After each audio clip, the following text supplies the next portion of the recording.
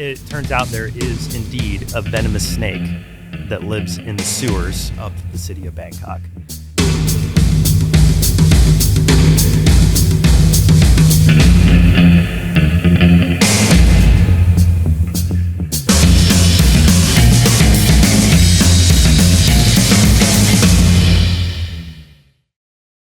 This episode of Becoming Brave is brought to you by Summit Adventure Fuel. Unlock your next adventure and get there. All right, we are rolling. What's going on, guys? Welcome back. Episode 10. Episode 10 already. Yep. Double digits. All right, guys. Becoming Brave podcast, episode 10. I'm your host, Mark Vins. We got Asa and Andrew back again. And we are going to be talking about some pretty amazing adventures today. We're going to be going back to Asia in this podcast. But before we do, guys, have you been watching the new White Lotus? You know, it's you know where it's based? Thailand, baby. Yep. Bangkok. Well, at least part of it is based just in made Bangkok. it to Bangkok. Yeah, spoiler alert, the latest episode, they made their way to Bangkok. And da-dun-dun, segue to we have been to Bangkok, and that is what we are going to dive into today.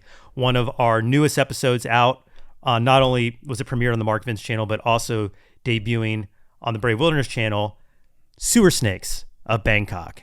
And from my recollection, at least what fuzzy memories I have of it, it was one of the wildest adventures we had in East Asia last year. Compounded by some serious jet lag. It was exactly a 12-hour time difference, so we were topsy-turvy for the whole ride. And that was my first trip to Thailand. Was it yours as well? Yeah, first time there. Okay. Let's warm up the plate a little bit before we get into the video. What was your first impression of arriving in Thailand? Just sprawling metropolis. Definitely.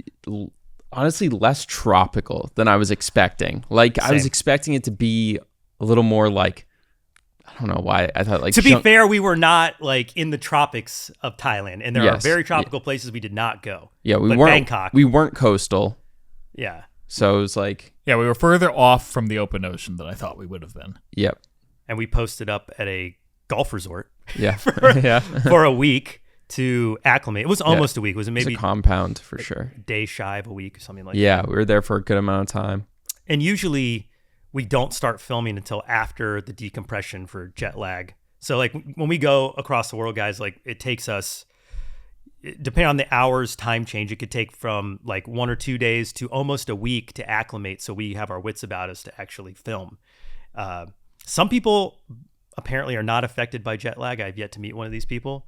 I think those are the same people who say they can function fine off 5 hours of sleep, but they're like, why do I feel awful all the time? These are the people that like have gone as far as like the West Coast and have had a 3-hour time difference. Like, doesn't bother me. You're like, of course it doesn't. It's only 3 hours. Try 12 hours because that's exactly, Asa, as you pointed out, what we were dealing with. So it's essentially like flipped time zone and your equilibrium is thrown off. Like I feel physically ill with that amount of time difference. I don't know how you guys react, but like it's very dark. Oh yeah, because like you're walking around at like 2 p.m. bright sunshine, and you feel like it's 2 a.m. You're always in a zombie weird mode. dream state, and then you get weird rushes of energy where you think you're like really coming out of it, but you're actually about to like have the hardest crash of your life. Yeah. There's always a false like positive. There's always like a false I'm beating it, and then it comes back with a vengeance. It's a psychological battle for sure. It's a very emotional, very physical, but it's a psychological thriller that you don't want to have to do.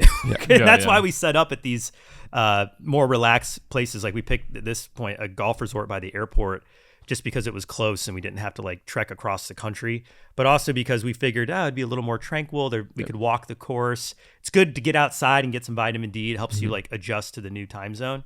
But more than anything, we weren't really planning on filming it all that week. However, we were alerted that there was one creature that we should try and check out, really unique. That's right. The rivers of Bangkok. Rivers is putting it nicely. It's generous. Yeah. I would say essentially the sewage canals of Bangkok. Open air sewage ways. Yeah. And it turns out there is indeed a venomous snake that lives in the sewers, or the sewer canals rather, of the city of Bangkok. And it's a very unusual snake. It's called the tentacled snake. And it was very alluring, and it pulled us out of our jet lag cocoon early so we could go and film this episode. But before we get into that adventure itself, tell me a little bit more about your first impressions of Bangkok. It's a pretty big deal city. I think it's the largest city besides Shanghai. Yeah, it's one of the largest cities in Asia, I think. Tokyo, Shanghai, and then maybe Bangkok would be third. I think Hong Kong and I think it lands in like the 7th slot. Yeah, it's not like China has. I saw Bangkok on the list, but it's definitely not. Wow, the top. I missed Mumbai. Yeah, Delhi. I missed it by a lot, guys. I was not. 13. Wow. I mean, it's a paltry 15 million. Yeah, I know. That is a monster city, nonetheless. It's still huge. Yeah. It's still in the massive, realm guys. of you get up into a high spot and you look out and all you're seeing is more city. Pakistan has the 3rd largest city.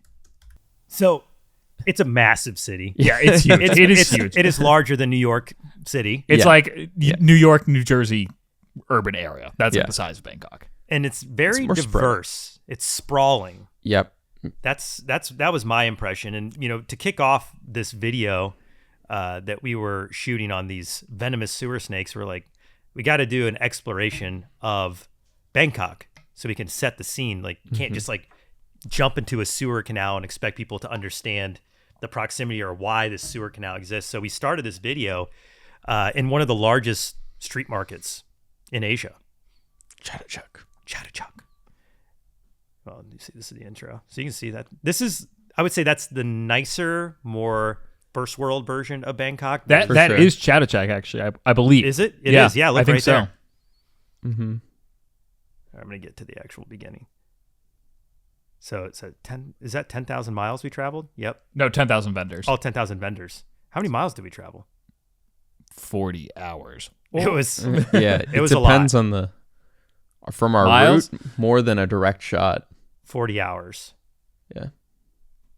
These markets are incredibly diverse. It's much more than a farmer's market. It's their main grocery store. It's where they go to get all their food, supplies. There's farming stuff there. There is a lot of live animals. A lot of live animals. If you're at all squeamish about seeing live animals at a food market, this would not be the place to visit. No. If you're ever looking to buy endangered and rare animals that are being trafficked, it's probably a good place to go. There's Max Jackson, our good friend from Australia, joined us on this adventure. And I would say it's definitely Max's responsibility for pulling us out of the jet lag sanctuary early.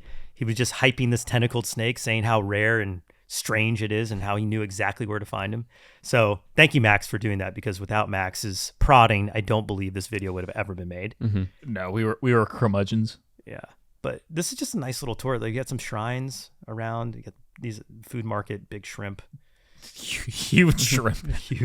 Prawns. Oh, Grubs. I think this was pet food, but they definitely sell insects for food as well. It's also just like right next to the regular food anyway. Yeah.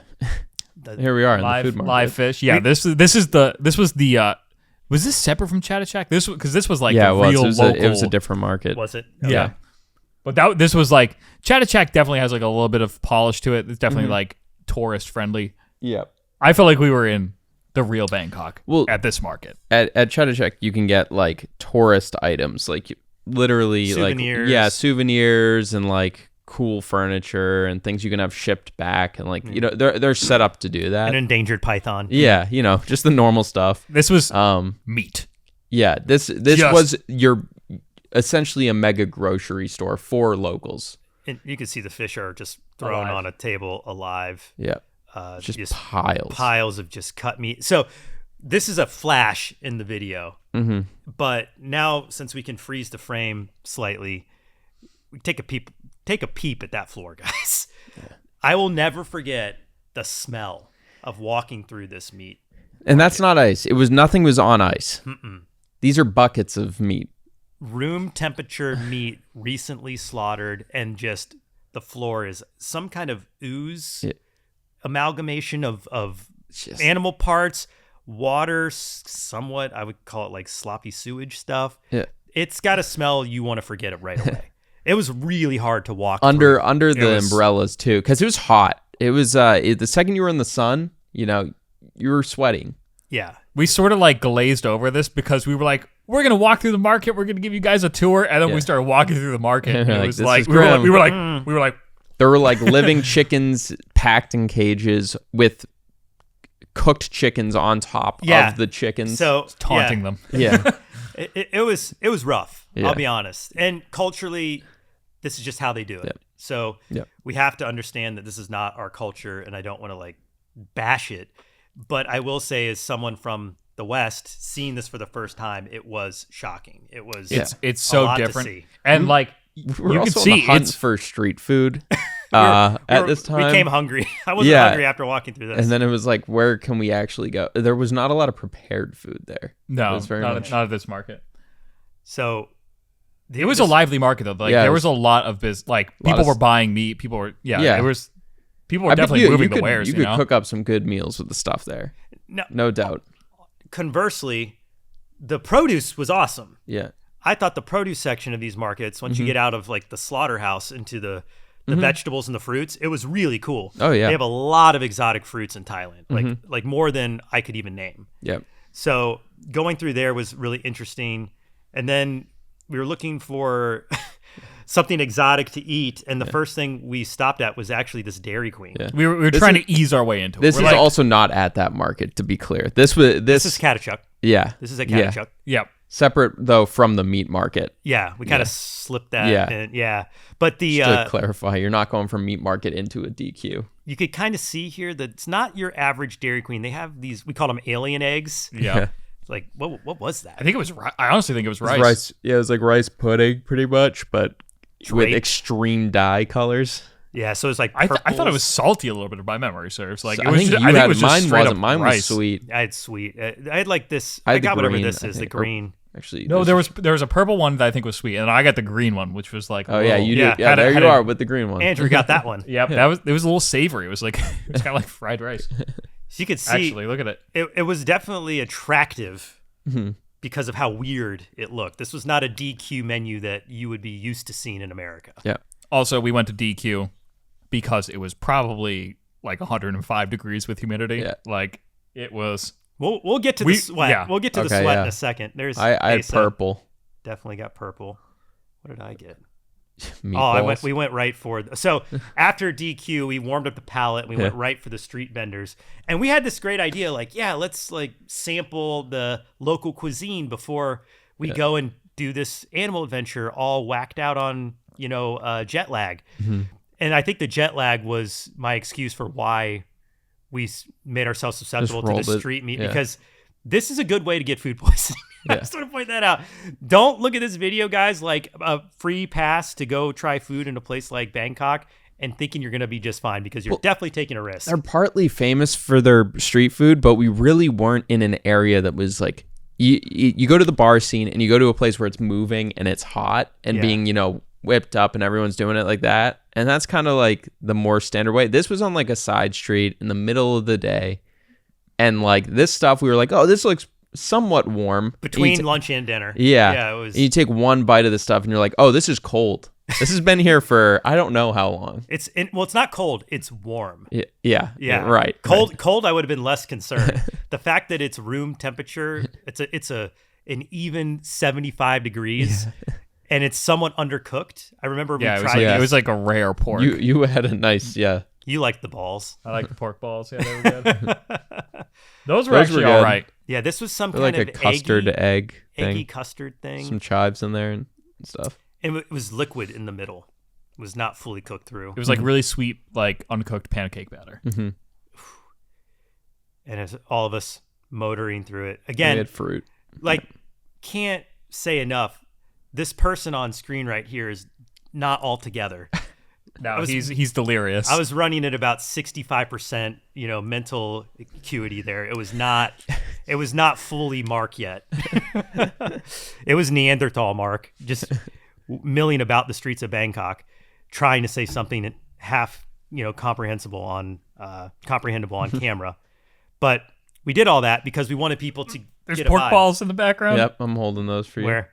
Right there behind your head. Oh, right by my ear. Yeah. Right there. So we got through all this. to set the stage. And we did, even though I don't remember most of it, it was nice to have this video memory. We did get a feel of what Bangkok was like. And I would say my biggest takeaway is very diverse city. You have very, very wealthy areas of Bangkok where you have like supercars, like Lamborghinis and Ferraris running down the road. And then you have what I would consider to be like very third world. Tuk-tuks and whatnot. Yeah, where infrastructure is crumbling. Yeah. You have a lot of open sewage in the canals. And of course, that is where we set the scene to start the actual adventure of this video. And when we say sewage runs right into these canals, we mean that. It goes right from the house into the canal. And that's where these venomous sewer snakes are living. And beyond even just sewage, it's a dumping zone for trash and other things. So it's like you could find any number of things just laying there. And that's one thing, just from a sanitary standpoint, that's why when you go to some of these countries, they just have such a hard time dealing with the human waste and trash that you end up, getting sick from the food you're eating or the water you're drinking. It's just, they're overwhelmed. And we have a hard enough time in the United States dealing with sanitary issues, and I know a lot of that is a topic for discussion on climate and sustainability, but like you go to a country like this and you can see very clearly like why they have such a problem with it, because it's just such a huge population. And it's very evident when you look into the water of these canals that they need to do a lot more work here. The work is not done, and I know they know that, but it's a challenge that needs to be fixed at some point. So we get into our action mode here, into the catch portion of the video, and we really fresh off. We really had to taking down some hardcore smelling salts. So no lie, guys. Thanks to Joe Rogan and his podcast, I had been illuminated to smelling salts and the fact that a lot of bodybuilders and people use these smelling salts. I should have brought them today. Use the smelling salts to like wake you up, and it gives you like an immediately, I would call it an adrenaline rush. Because it's like wham, hits your senses. It's ammonia, right? And it turns out for jet lag, it's a really great alternative to just pounding a bunch of Red Bulls or coffee. So we were getting after it with smelling salts. It's definitely like a short-term fix, but if you need it, it helps. It does not last. I remember when we were pulling in we pulled in, this was in like a residential area, kind of all these like almost a shanty town built along the backside of this open air sewer. And as we pulled in, I was fighting the jet lag so hard that I was like falling asleep in the back seat as we're like trying to go and film. And I think I was half awake, and I think you were like, I was doing, so I took some of the smelling salts. I kind of like hover it around your nose, like really, really like kind of like delicately, and then you get the good. We should have done it on camera. I don't know why we didn't film this. But do you guys realize how close I was to pulling the plug on doing this? We were on the fence. I was very close to not being able to do this. I didn't think I would have the energy to see it through. I was falling asleep, like literally in the car, couldn't keep my head up. I feel like we missed. I watched you basically put your nose, like rest your nose on the rim and then take a big whiff in, and your whole body like bucked. It's serious. Wide awake. I think it can like seriously make your eye explode. That's how it feels. You get the eyes immediately just start watering, and like you feel like your eye could pop. But I would say for a sponsor, this video is brought to you by Smelling Salts, because without them, there's no way we would have been awake to film it. Because you have to go out at night. These are nocturnal snakes. Thanks to Max for hunting down this very colorful net. That is a kitty butterfly net. That's the best we could do. We did not really plan to do anything aquatic on this trip, so I didn't bring any big nets. So this is what we had to deal with. It was probably the flimsiest net I've ever had to use to catch an animal. Oh man! Although, and the long handle ended up being necessary, as you'll see. So yeah, we kind of get it. You could see some of the trash. And it was everywhere. And there was a burnt mattress. There was definitely a smell. Oh, here, we're gonna get into this in a second. The snake. But describe the scene, because it's not usually when we're filming wildlife videos, we're remote. It sounds like nature. What was this like? This was, I would say, the most unique location I've ever filmed at with Brave Wilderness, in terms of it was super urban, houses packed on both sides of this river.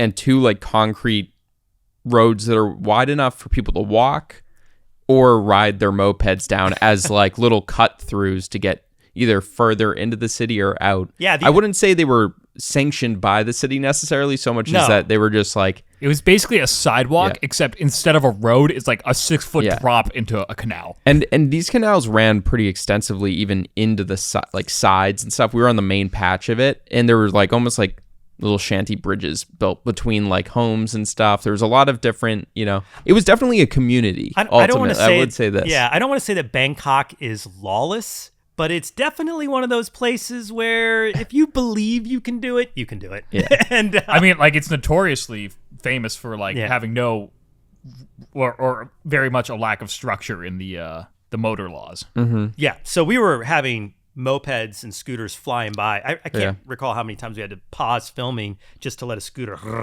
just...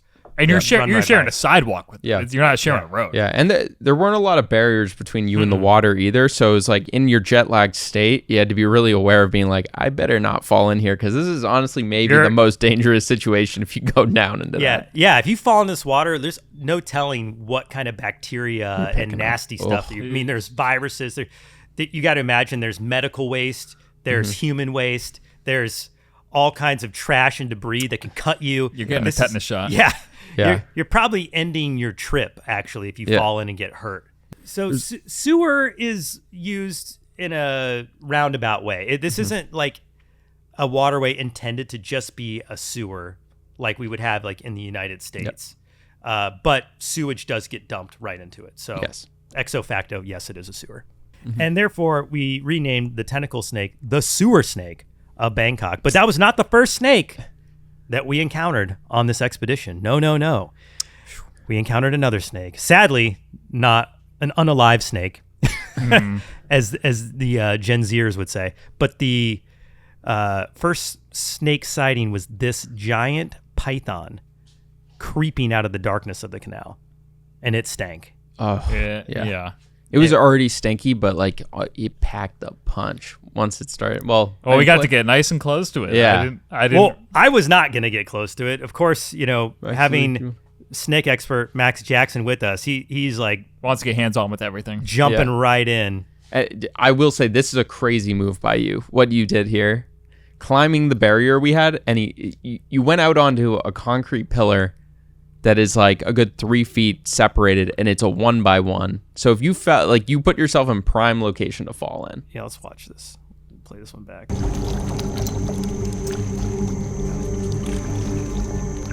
Flimsy net. This is where I really would have appreciated a better net. Oh, God. Oh, I couldn't tell how big. It was heavy. I remember trying to fish it out there and just being like, this net's going to break. Oh, God. Luckily, Max was there. Oh, God. Oh. That's pretty ballsy move by Max, too, to reach over that far. Oh, sexy. Oh. I can smell it again. Can you guys smell it? I Like, know. It's coming back to me. yeah. Oh.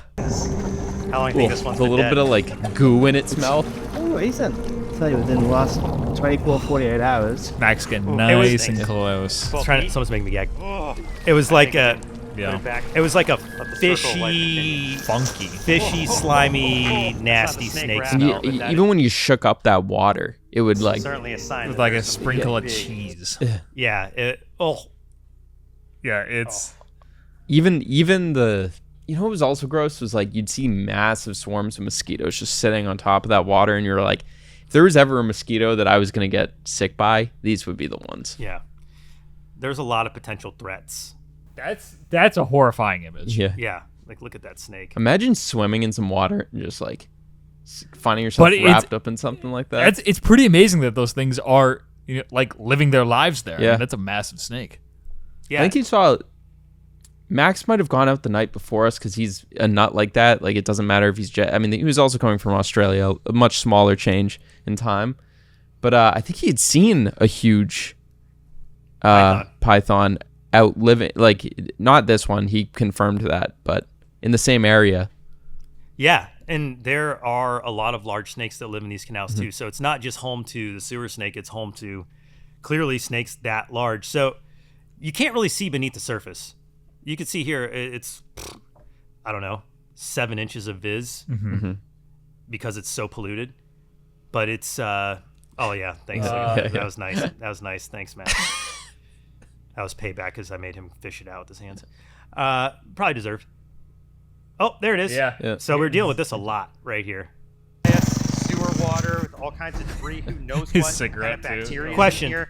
How many scooters end up taking the dive into that drink a year? Would you say? Oh man, You had to guess. because Is it thousands? You know, is it thousands of people? a couple of guys are coming back from the bar late at night. Yeah. Hop on their scooter and they're like, you know what? I'm gonna take the river route today. take the shortcut. Cut off a few minutes, and then just whoop. Shouldn't have had that last sake bomb. Yeah. Yeah.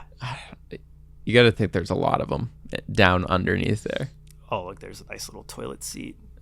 As if you didn't need any more proof that there's some nastiness going in there. There's a lot of pollution. Oh, this was a little sad. This turtle down there. Our turtle we found. Yeah.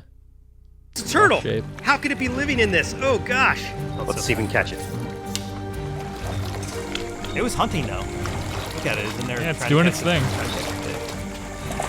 Got it. Haha! Good catch. Success! Look at this little guy. This is a Malayan snail-eating turtle. Got some. And there's no way that I actually knew that. We actually had to get Yeah, on the we did. phone. Yeah. It would be a crazy call out. Yeah. It was Just off the top. Yeah. Just, it was a little more snappery looking than I would say our painted turtles are, but it's definitely like more of their version of a painted turtle. it was actually very cool. Like its head. You see, Yeah. its plastron was completely destroyed, so it had been probably chewed on or crushed by something. Yeah. Maybe ran over by a moped, but it survived. Tough little sucker. Mm-hmm. Cute little nose. Got a little pig nose. Cool turtle though. It was amazing how many animals we did see Yep. going on this adventure. I really thought it was going to be just these crazy sewer snakes, but it ended up being like a whole host of different things. And then of course we got leeches. Bunch of As them. if we didn't need anything else to worry about. Yeah. Hey, you were trying to clean them off. And leeches. Always try to help out the Yeah. animal friends, get those leeches or ticks off of them. You can see there, like these are just shots right by us. I was always happy about that shot. It is cool. Ooh, what was this? There was we thought this was bait. You don't like that? Oh, it's just Something pulling was- it down. Yeah. Ain't getting some intestines. Yeah. Oh, there's some fish here. Whoa, what's that? Kind of bullet. Oh, look at the size of that snail. That thing stank too. Yeah. Yeah. Everything. That snail. Yeah, giant The snail. snails made a lot of sense. So that tracks because there's so much algae and growth going on. Yeah. So the feeder animals, There's no shortage of nitrogen in this water from whatever source. not enough snails on the planet to clean that canal. You need all the planet's snails probably. Was that a bat? Got zinged by? What happened there? Put it back. Oh, watch out. All right, we're getting flushed out of here. Yep, time to go.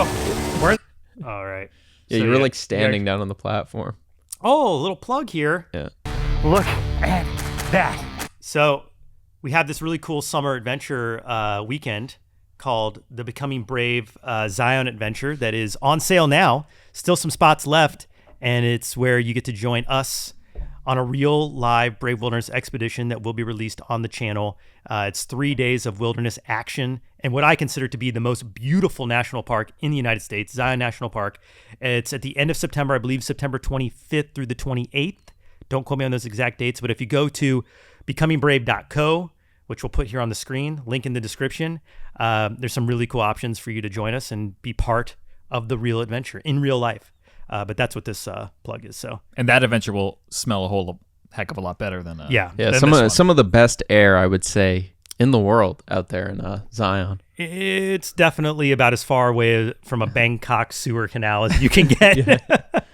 So yeah, lots of fun stuff we're gonna be doing out there. Lots of cool animal adventures and over 3 days. Yeah. Getting to hike, getting to learn from us some of the techniques of making wildlife content. It's just going to be a great time. And it's hopefully the first of many, but it's the very first time that we've ever invited the audience to be in a Brave Wilderness video. So pretty darn cool. Back to Bangkok.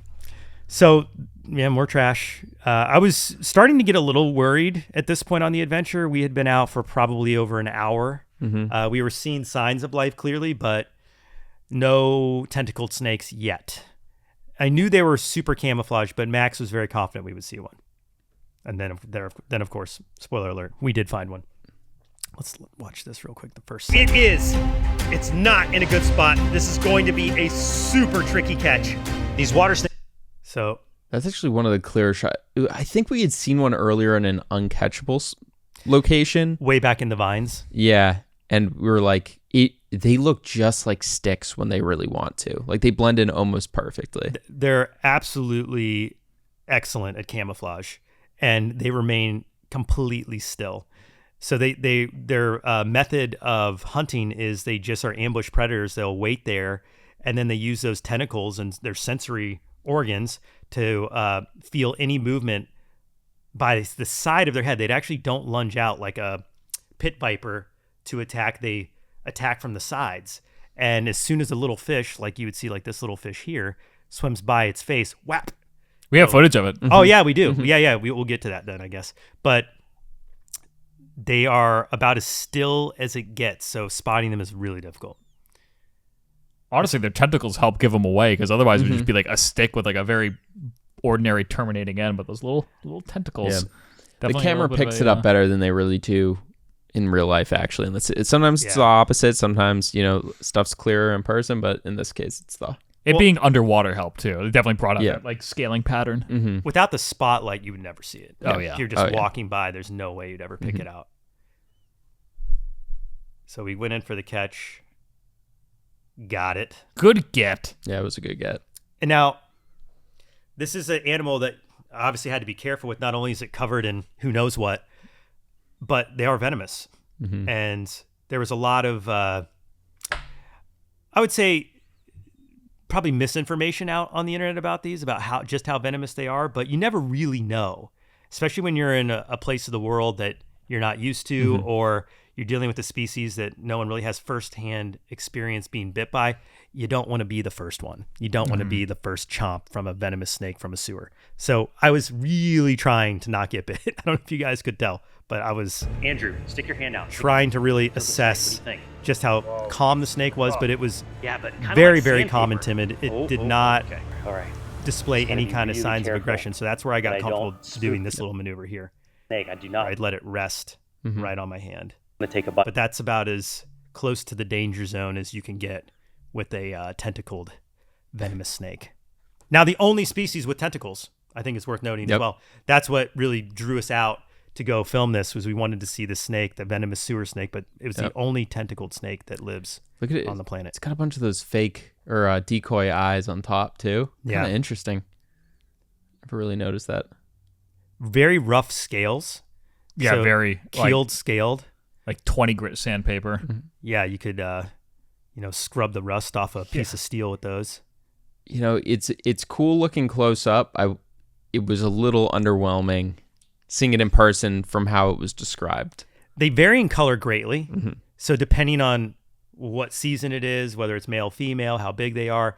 I noticed this, we saw a couple on this. The smaller ones were much more pattern. The larger ones sort of became like one brown color and less interesting to look at. This was like probably right in the sweet spot, getting one with enough patterning but was big. You can see those nice stripes. But I was nervous here. Definitely feeling jet lagged and uncertain. You do that graphic? I did do that one. You did that graphic? Little sonar. Little last minute add in. It's cool. Do we have a picture of them eating? Is this it? Oh yeah, this is great.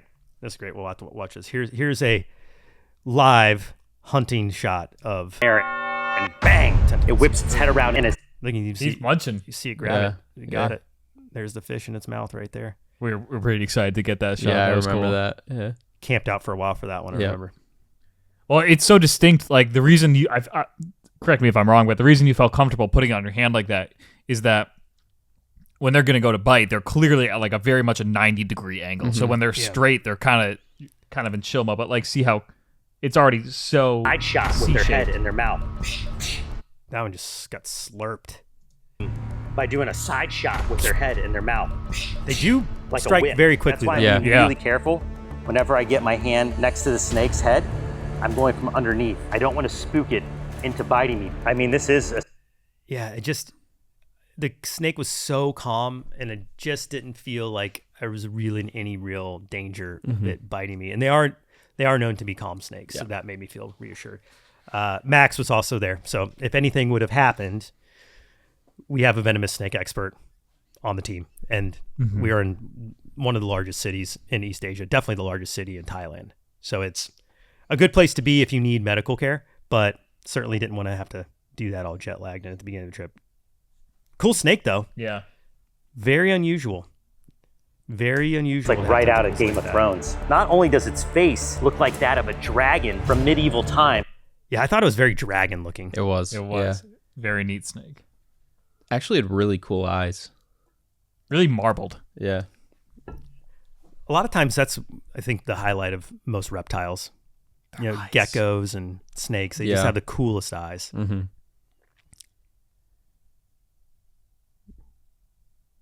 Just going to speed along here toward the end, and that's Pretty it. much it. Just let it go. All right. So there you have it. Sewer snakes of Bangkok. What were your final impressions of the beginning of that trip? I would say the leaving Bangkok. Definitely memorable. Yeah. Like it actually in some ways was one of my favorite beginnings to a trip. I actually really enjoyed this episode. Yeah. I know we were talking about it, like not everyone was so keen on it, but like I think the urban wildlife is so interesting at this point.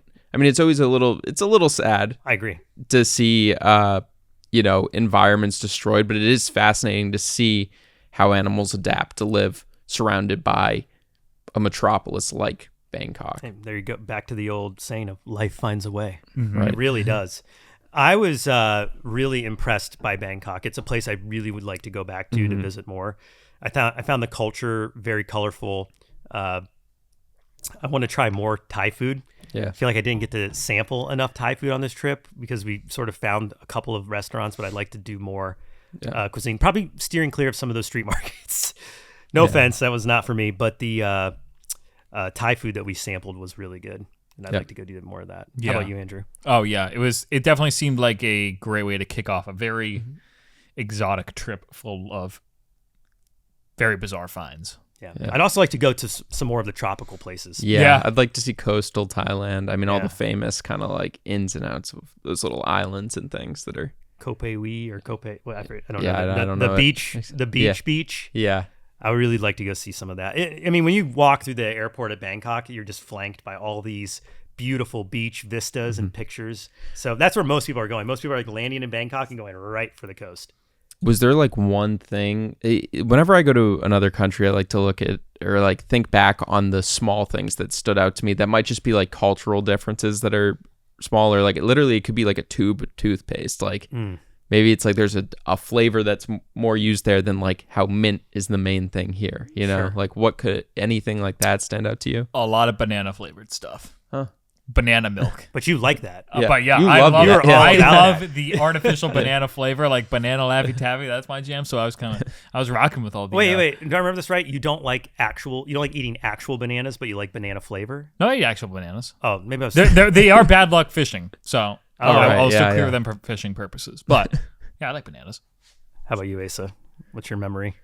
I remember there was like a lot of this is maybe a little bigger, but just mega like statues and different like shrines and things set up, but in a different way than like if you've been to Japan, you know, they have like the Shinto shrines and it's like kind of a uniform look, where in Thailand there was like a little chaos to it. Like I remember like right outside of the airport or off one of the major highways in Bangkok, there was like a horse shrine, and it was like massive golden horses, you know, like rearing up, and then inside it looked like there was even like a unicorn and like just all these crazy things. And then when we were driving out to some of the national parks, it was like huge, I don't know, 200-foot like golden Buddha type statues. Yeah, it's impressive. Yeah.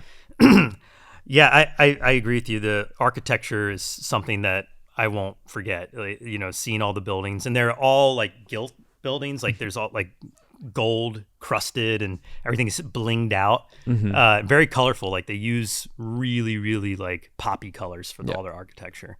I remember that too. So the thing I remember the most that it actually still haunts me is the day we went golfing. The golf resort. we thought it was going to be a good idea to like, hey, like let's get outside and like, do something active so we can help shake off this jet lag. So we decided to play 9 holes at the golf course at the hotel we were staying. Unfortunately, they made us take caddies, which were all female caddies, which is an important detail where I'm going next. Let's just put it this way. Not only were we very jet lagged, but we are not the best golfers. We like golf. I enjoy playing golf with my buddies and with you guys, but I'm by no means a scratch golfer. So let's just say there was a few errant tee shots, and every time someone would tee off, and I think this goes for all of us, it would be complimented with a shrill as loud as you could yell. All 3 of the female caddies would scream. You're just shamed. So like I have nightmares. At the top of their lungs. Yeah. Like they also all were rocking the same uniform, like these like baby blue jumpsuits Head with to toe. huge sun visors, like massive. Yeah. And so they were just like all in a line. It was almost like a boy band just lined up singing. And they were all talking to each other, and they were chirping us. They were definitely trolling us hard. Yeah. But I was not allowed to use certain clubs. Yeah. like this one's not for you. Yeah. No thanks. Yeah, no, that's it was a really, really cool trip and was a great kickoff, I feel like, to our first time to this part of Asia. Thailand, specifically Bangkok, is definitely somewhere I would like to go back to. Hopefully sooner than later, maybe next year. What do you guys think was the moment of bravery on this trip? You can go outside of just the sewer snake episode too. Like, what about like just Thailand? Like, was there anything about Thailand that required bravery or that put you on the edge? I think there were a lot of points where I felt like Thailand pushed us. In reference to the sewer snake, I think going out in that environment is actually, for anyone that's a germaphobe, would be like. Are you germaphobe? Not particularly, but it was still just like, there's always a sketchiness to going out and like, you're going out at night in an urban area down into like the sewer. Yeah. And you're like, what are we going to encounter here? Of course, there's all the lore of getting lost in Bangkok. Yeah. Like once Bangkok's got you. You're jet lagged. Like you definitely don't want to fall in. But that was pretty minor for me, honestly. You know what I was weirdly scared about on this whole Thailand trip, and I was like not sure if I wanted to encounter, was seeing a wild elephant and being like on foot with them, because we started to hear like more stories about how dangerous they can actually be. Yeah. And I mean, they're big. Elephants kill more people than tigers there. And they're not the elephants that you find like in some of the more touristy areas that are very much domesticated. They are like bull wild elephants. Yeah. Can be territorial, like don't approach them type of elephants. Like they will crush you. And we happened to, in one of the parks, come across one, and then it's like, you're not going to pass up the opportunity to film one if you have that. I mean, it's a super cool experience to have, but it was, I think for me, like that was a point of bravery, something I was scared about. And then knowing like, all right, the game's on, we have one in our sights, got to go get up and go film it and be on foot. We were the only people on foot around it. Important context. Elephants are very safe to observe from a vehicle. Mm-hmm. They see a vehicle as an equal adversary, but they look at you as a human being as a little ant that they could just squash with one step. So you typically don't get out on foot when you're filming elephants. And of course we needed to, because the trucks would only go so far. Yep. Create that scene too of you looking at it and observing and it was hosting. So I mean, it was really cool. In hindsight, I loved that we did it and like proud about it, but definitely scared going into it. I was definitely more timid about elephants when we were in the jungles in Thailand. Because you would see trees just flattened. Through the paths that they would crush through, and you would see fresh elephant droppings, elephant dung, and you knew they were there. You couldn't see them, couldn't hear them. They blend in remarkably well. Yeah. And Asian elephants. It was my first time seeing an Asian elephant in the wild too. They're a lot different personality-wise than an African elephant. I found them to be a little bit more sensitive and aggressive. Yeah. So you were right to be nervous. We had the right setup in that moment, though. We gotta like go observe it from the road, which I felt better about. I was like, all right, I can sprint up a road, where it's like if you encounter it close up in the jungle, you're like, if I trip here, you're toast. Yeah. How about you, Andrew? Moment of bravery. It's probably the same for me, honestly. Once again, being in the environment, and that elephant was pretty wild. Getting close up with that. How about yours? The reason why, guys, for all that are listening, we're continuing this reoccurring theme of talking about moments of bravery is that's really what the podcast is about. This is about, living life through experience, and oftentimes having the best experiences come with risk. And, there's a fine line between bravery and stupidity a lot of times on an adventure. And crossing that line can be a lot easier to do than one would think. And it takes a lot of commitment to experiencing the world through acts of bravery. So that's why we want to talk about this as a reoccurring theme. It's something that we're going to be bringing on guests to talk about. And I found that our journey making Brave Wilderness a brand over the last decade has required many moments of this. And I found it the most reoccurring thread through all of our content is like having this pivotal moment of like, do we go? Do we don't go? Do we not go? And I, as a person, have recognized all my growth through these moments. It's like there's the you before the moment of bravery and the you after, and these moments change you fundamentally. So that's not to get too sappy and philosophical. That's why we continue to talk about this. And I think that there are certainly like a scale of these moments where some of them are very profound, could be potentially life altering.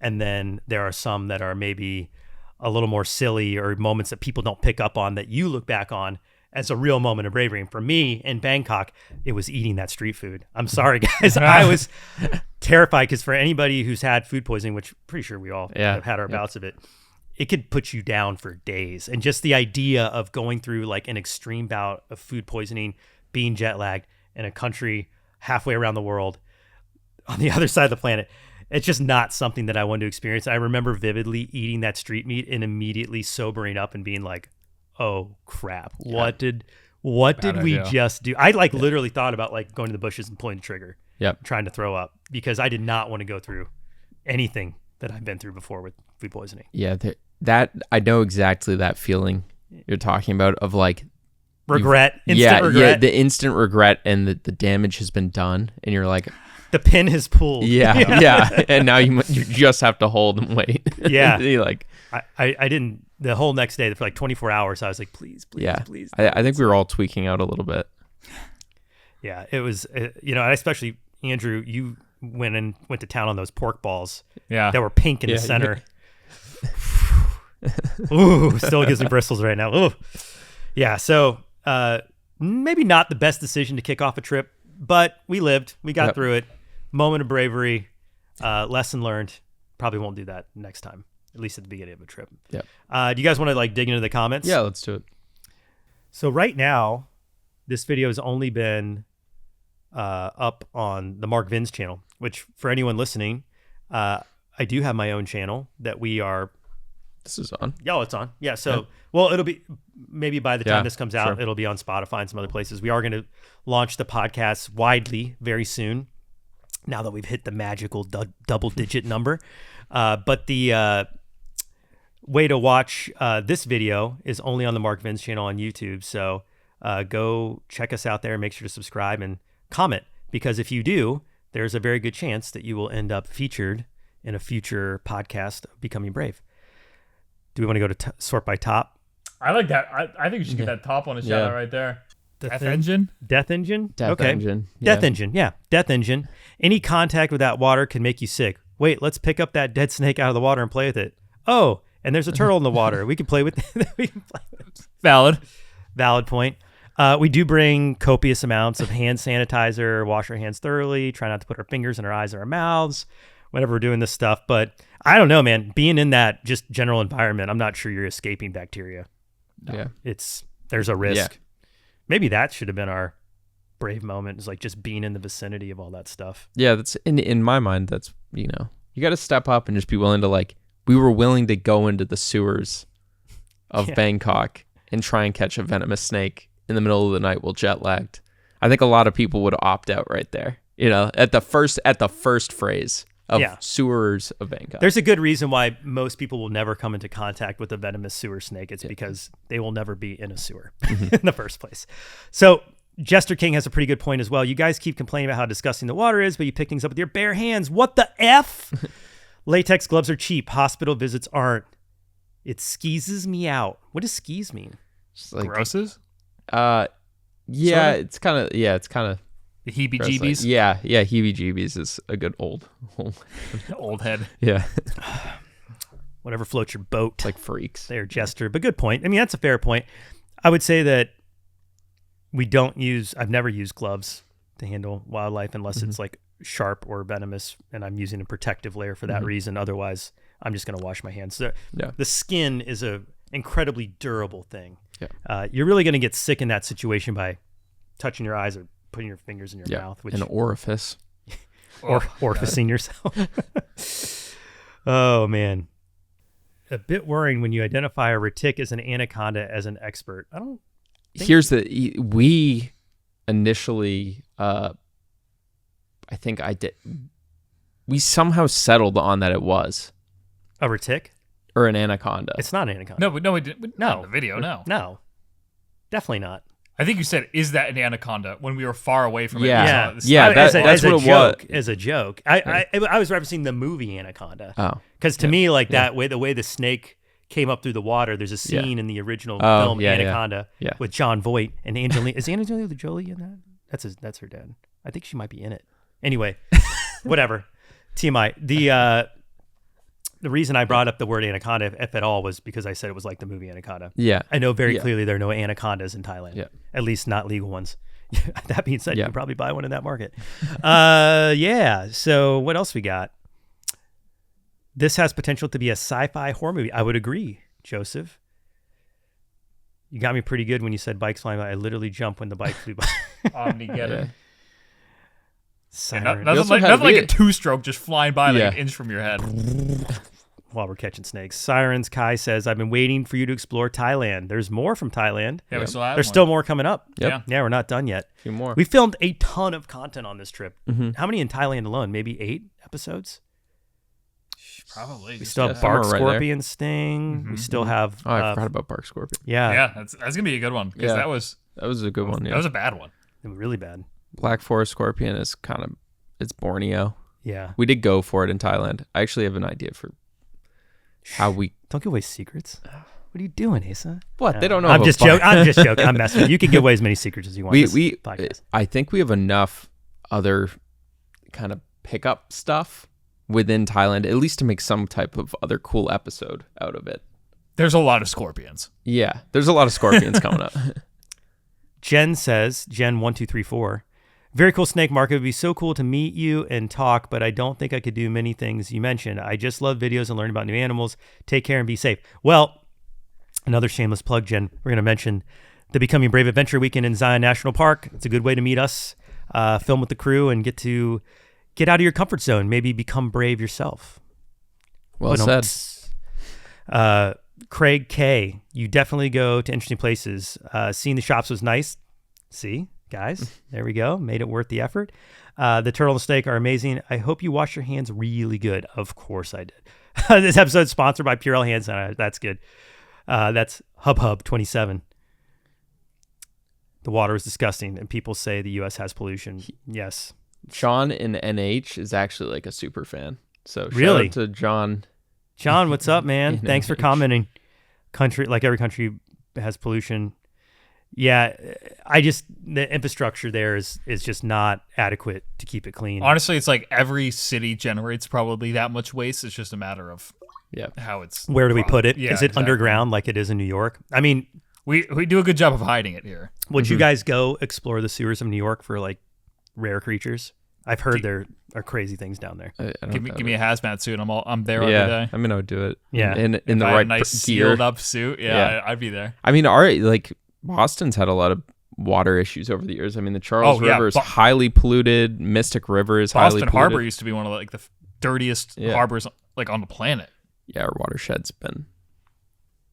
It was pretty bad. But now there's a lot more cleanup efforts now. Obviously, one of the Deer wealthier Island. cities Yeah. in the U.S., and they're finally getting the water quality under control. Craner says we're not that poor. Our government is just too lazy. I don't know. Feel like to really change all that infrastructure for that entire city would be a boatload of money. I'm not sure. I don't know, but we'll take your word for it. I would not say that they were obviously like doing a bad job on purpose. Yeah, we also went seeking it out. Yeah. Ultimately, this was not like city center, just on the outskirts. Buckeye hockey, 1979. Stuff living in there is the definition of nature will find a way. That's very right. true. Yeah. Lily Regina says, if you're going to do information video, please give the correct information. Many people kill snakes on sight because of videos like this, making all snakes are venomous. These snakes are not harmful. Humans venom. Okay, long comment, but I'll paraphrase, basically saying that people might kill snakes for watching this video. I don't think we demonize the snake at all. I feel like if anything, pretty up pretty close passive and snake. it's a very cool snake, and I think Yeah. we said how cool it was. Basically, cuddle with it. Yeah. So respectfully, Lily, going to disagree with you on that. Yes, people kill snakes because of a necessary fear. I don't think it has anything to do with the venomous side of them or not. I think it's just if somebody's going to, willingly kill a snake just on sight, it doesn't matter what they know about it. It's just misinformation. And I really implore people to not kill snakes, especially if they live on your property or your yard, because they're great for pest control, rodent control. Even if you live in a place where there are venomous snakes, because there's 100% certainty you will not be able to get rid of them all anyway. So might as well live with the one you got. That's my recommendation. I'm sticking to it. I like this from Alpha 008. Got to be careful eating street food. Make sure you watch them cooking it to make sure it's actually cooked. Yep. If you're not a local, eating street food increases your chances of getting food poisoning. Not that the food is necessarily bad, but if your stomach isn't trained on this stuff, it can be Those pork balls were like pink in the middle. Yeah, didn't see them cooked. I'm with you, Alpha. Yeah, it was again. That was good advice. It's good Instant general regret. advice. Instant regret. Yeah. I would definitely support that.